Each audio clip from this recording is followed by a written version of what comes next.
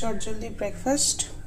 এখানে মুগ ডাল আমি আগের দিন ভিজিয়ে রেখেছি, আজকে একটুখানি লঙ্কা আর নুন দিয়ে জাস্ট একটু ঘুরিয়ে নিয়েছি মিক্সিতে।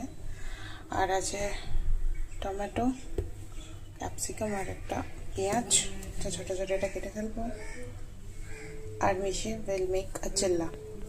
লেসি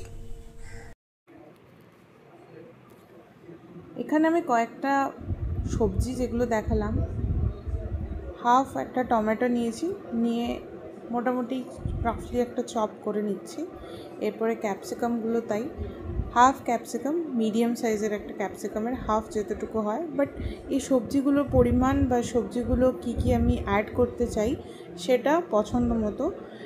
তুমি যদি চাও you can add carrot also, you can add any green bean, but আমি এখন বাড়িতে কিছু ছিল না, তো কয়েকটা জিনিস ছিল সেই ছোটো মোটো সেই জিনিসগুলি অ্যাড করে দিয়েছি।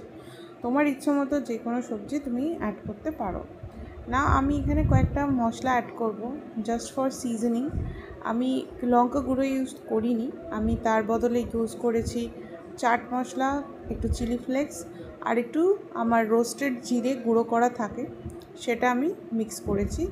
আর আমি অলরেডি নুন দিয়ে করেছিলাম ব্লেন্ডটা, তো ওই জন্য নুন আমি আর সেকেন্ড টাইম দিইনি। অনেকে এতে আরও যদি কিছু মশলা দিতে চাও স্বাদ অনুযায়ী দিতে পারো। You can add also green dhania, সেটাও পারো। তো যেরকম নিজের পছন্দ মতো তুমি অ্যাড করতে পারো। লাস্ট আমি বাইন্ডিংয়ের জন্য এখানেও আমি অ্যাড করেছি বেসন।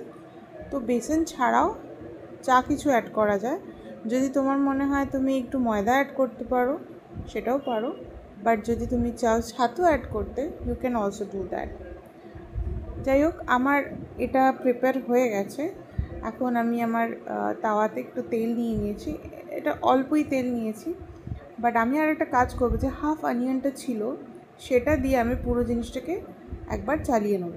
এটা কি করে, এটা একটা ন্যাচারাল ওয়ে অফ সিজনিং। আমি একটু করে তেলটা নিচ্ছি আর গোটাটাতে বুলিয়ে দিচ্ছি, and it is a very easy way. তো সিজনিংটা কমপ্লিট হলে আমি আস্তে আস্তে যে মিক্সচারটা সেটা ছড়িয়ে দিচ্ছি। এটা অনেকটা থিকার সাইডে হয়েছে, তো বিকজ আমি একদম ব্লেন্ড করে দিতে চাইনি, fine blend of the dal as well.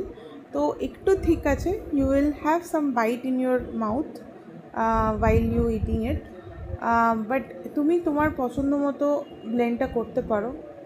তুমি ইফ ইউ সি কিছু কিছু চাঙ্কি আছে, বাট হ্যাঁ মানে এটাও as per your taste bud. আর আমি এটা এখন উল্টে দিলাম। উল্টে দেওয়ার পরে অ্যান্ড আমার এখানে বিগেস্ট ভয় ছিল যে এটা নিচে লেগে না যায়, বাট হ্যাঁ ডিউ টু সিজনিং এটা কিছু হয়নি, আটকায়নি। তো আমি এবার এটাকে ব্লেন্ড করে নিয়েছি। I think it is almost ready. আমি এটাকে কেটে একটু দেখে দিচ্ছি যে ভেতরে কোথাও কাঁচা আছে কি না, but I think it is done.